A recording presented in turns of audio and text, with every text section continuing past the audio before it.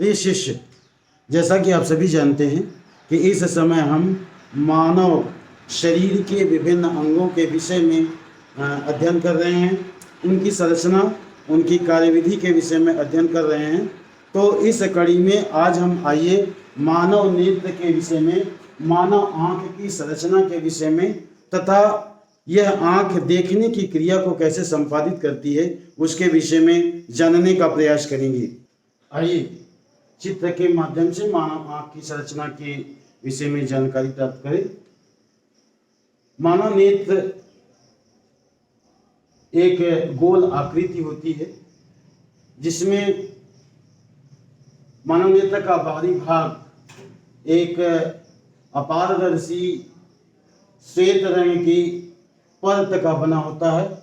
ये एक दृढ़ संरचना होती है जिसे हम दृढ़ पटल कहते हैं। दृढ़ पटल के सामने का भाग, आंख के सामने का भाग उभरा हुआ होता है और ये पारदर्शी होता है और इसे हम कार्निया कहते हैं। कार्निया ही वो आंख का भाग होता है जिससे होकर के प्रकाश की किरणें हमारी आंख में प्रवेश करती है। कार्निया के ठीक नीचे की तरफ एक अपारदर्शी संरचना होती है, रंगीन संरचना होती है जो कि कार्निया के ठीक नीचे स्थित होती है। इसे हम आइरिस कहते हैं। आइरिस के बीच का भाग जो होता है एक गोल छेद होता है। ये भाग देखें, आइरिस के बीच का जो भाग होता है यहाँ पर एक छोटा सा छिद्र होता है। इसी छिद्र को हम नेत्र तारा कहते हैं। नेत्र तारा या जिसे हम पुतली कहते हैं। पुतली की एक विशेषता होती है। इसकी विशेषता ये होती है कि प्रकाश की जो किरणें इस पर पड़ती हैं ये प्रकाश के प्रति बहुत ही सेंसिटिव होती है। अधिक प्रकाश जब पड़ता है तो ये अपने आप के आकार को छोटा कर लेती है, जबकि अधिक प्रकाश की कमी हो जाती है तो ये अपने आकार को फैला लेती है। अर्थात आंख में इसके माध्यम से प्रकाश की निश्चित मात्रा ही प्रवेश करने पाती है। जब अधिक प्रकाश होता है तो ये सिकुड़ जाती है और जब कम प्रकाश होता है तो ये स्वतः ही फैल जाती है।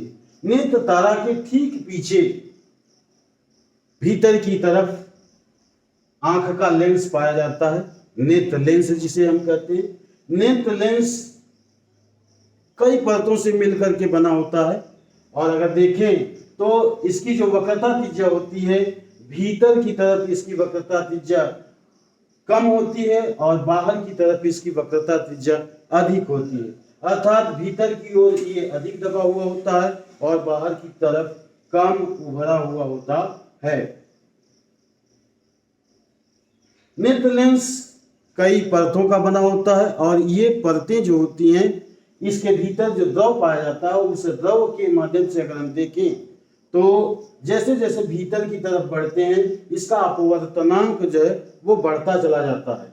अगर औसत अपवर्तनांक मध्य का अगर देखा जाए तो इस लेंस का मध्य अपवर्तनांक 1.44 होता है और इस लेंस की एक खास विशेषता ये होती है कि ये अपने फोकस दूरी को स्वतः ही एडजस्ट कर लेता है, समायोजित कर लेने की इसमें क्षमता होती है। नेत्र लेंस के सामने की तरफ एक प्रकार का जिसे कहें कि द्रव भरा हुआ होता है और इस द्रव को हम जलीय द्रव कहते हैं। इसका भी अपवर्तनांक यदि देखा जाए तो इसका अपवर्तनांक 1.336 होता है और नेत्र लेंस के भीतर की तरफ भी एक द्रव भरा हुआ होता है, वो पारदर्शी द्रव होता है। इस पारदर्शी द्रव को हम कांच द्रव कहते हैं और कांच द्रव की अपवर्तनांक की स्थिति को देखा जाए तो यह अपवर्तनांक भी 1.336 होता है। प्रकाश की किरणें नेत्र तारा से होकर के इस लेंस के माध्यम से, लेंस जो कि अपने फोकस दूरी को स्वतः एडजस्ट करता है, यहाँ से प्रकाश प्रवेश करके कांच द्रव से होते हुए रेटिना पर पड़ता है। भीतर की तरफ अगर देखा जाए तो दृढ़ पटल जो कि एक ठोस अपारदर्शी श्वेत परत होती है, दृढ़ पटल जिसे हम कहते हैं, उसके ठीक नीचे की भाग में एक परत पाई जाती है जो कि अपारदर्शी होती है। यह अपारदर्शी परत जो होती है इसे हम कोराइड कहते हैं। इसका रंग काला होता है, ये काले रंग की होती है और काला रंग होने के नाते यह प्रकाश की जो किरणें आती हैं उन प्रकाश की किरणों को अवशोषित कर लेती हैं, जिससे कि उनका परावर्तन न होने पाए।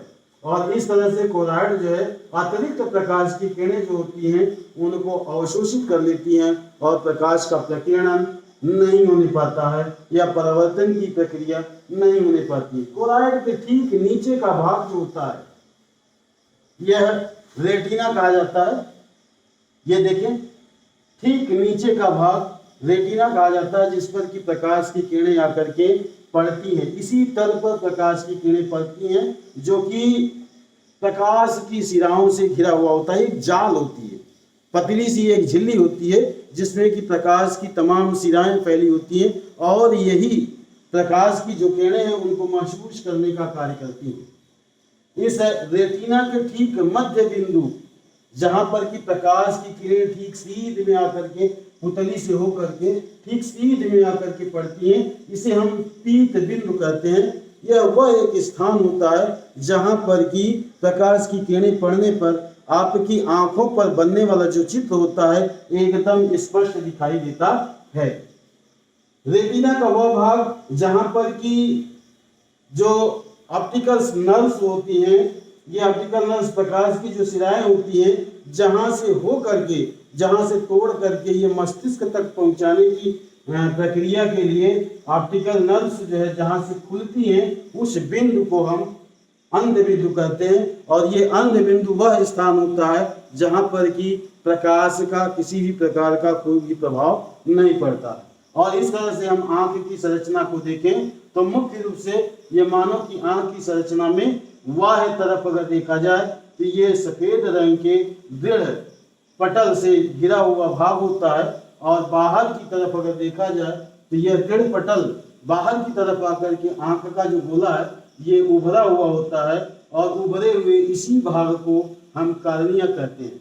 कार्निया के ठीक नीचे आइरिश होती है जो कि अपारदर्शी एक झिल्ली होती है और इसके बीच में एक गोल छेद होता है। इसी गोल छेद के माध्यम से प्रकाश की किरणें भीतर की तरफ प्रवेश करती हैं। इसी को हम नेत्र तारा या पुतली कहते हैं और इसी पुतली के माध्यम से हमारे जो प्रकाश की किरणें हैं वो प्रवेश करती हैं। पुतली की विशेषता जैसे कि मैंने बताया कि पुतली की एक विशेषता होती है कि निश्चित प्रकाश की मात्रा को ही यह हमारी आंख में प्रवेश करने देता है।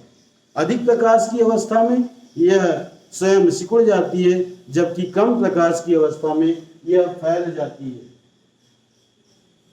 इस नेत्र तारा के ठीक पीछे हमारा आई लेंस होता है और आई लेंस जैसा कि चर्चा की गई कि नेत्र तारा के ठीक पीछे जो हमारा लेंस होता है यह लेंस कई परतों का बना होता है, जिसके भीतर की तरफ का भाग जो है इसकी वक्रता त्रिज्या जो है वो कम होती है और बाहर की तरफ की जो लेंस बना हुआ है बाहर की परत का भाग जो होता है उसकी वक्रता त्रिज्या अधिक होती है। और इसका अगर देखा जाए अपवर्तनांक तो इसका अपवर्तनांक 1.44 होता है।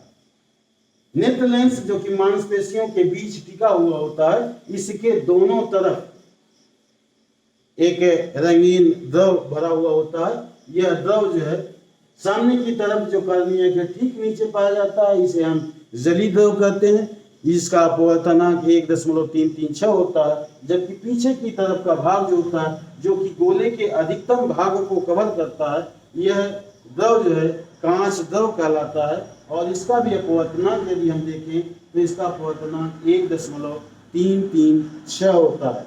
और प्रकाश की किरणें जब प्रवेश करती हैं तो प्रकाश की किरणें प्रवेश करके नेत्र लेंस के माध्यम से एडजस्ट होकर के इनका चित्र जो है वो रेटिना पर पड़ता है। और रेटिना चूंकि हम जानते हैं कि ये प्रकाश शिराओं की एक जालनुमा संरचना होती है जिसके माध्यम से हम मस्तिष्क तक इसकी सूचना भेजते हैं। क्योंकि इस पर ये रेटिना पर जो प्रकाश की किरणें पड़ती हैं उनसे चित्र उल्टा बनता है और इस उल्टे चित्र को जो हमारे नर्व सेल्स होती हैं वो दिमाग तक इन सूचनाओं को पहुंचाती हैं और वहां पर हमारे मस्तिष्क के द्वारा जो है अनुभव के माध्यम से इस चित्र को सीधा करके देखा जाता है। इस तरह हमारी आंख जो है अगर देखा जाए तो भौतिक प्रक्रिया के रूप में, जहाँ की लेंस, कांच द्रव और जलीय द्रव ये रासायनिक प्रक्रिया के माध्यम से लेंस का कार्य करते हैं और इस तरह से भौतिक,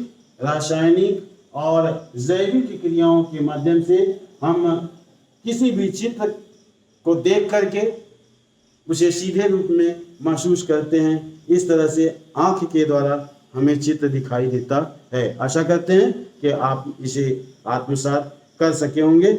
आगे के कालांश में हम नेत्र की समंजन क्षमता तथा नेत्र के जो विकार होते हैं, निकट दृष्टि दोष और दूर दृष्टि दोष तथा इनके निवारण के उपायों के विषय में अध्ययन करेंगे। तब तक के लिए